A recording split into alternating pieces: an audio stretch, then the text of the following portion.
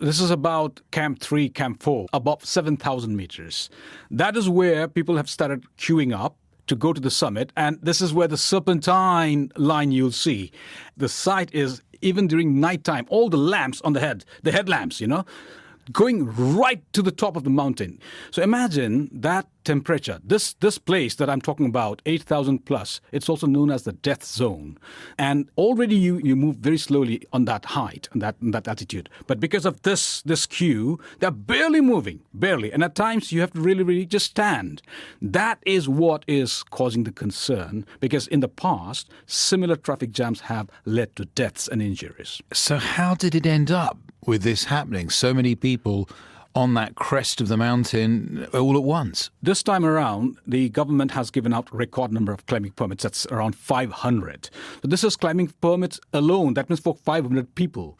Now, those 500 climbers will have support staff. So that's why they say multiply that number by 2 or 3. That means either, between 1,000 to 1,500 people will have to be on the summit. At least they will try to go there.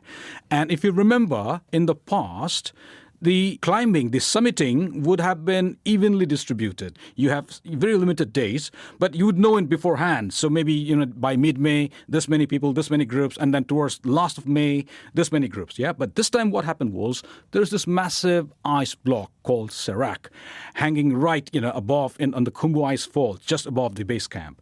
And that delayed everything. Rope fixing, ladder fixing, everything was delayed. And as a result, all these mountaineers could not acclimatize and also could not distribute that, who would go first and who would go later.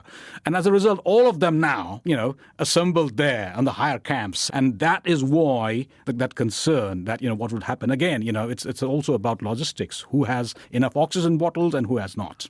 It sounds like there may have been some kind of mistake in giving so many passes for people to climb Everest.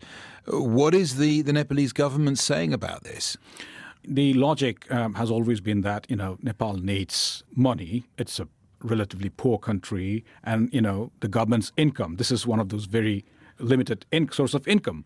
Of course, it also caters to the tourism industry, operators and so on and so forth. But then what they have been telling me is they didn't know that there would be this bottleneck because of that Serac and so on and so forth. And also they say that they have deployed liaison officers to take care of it.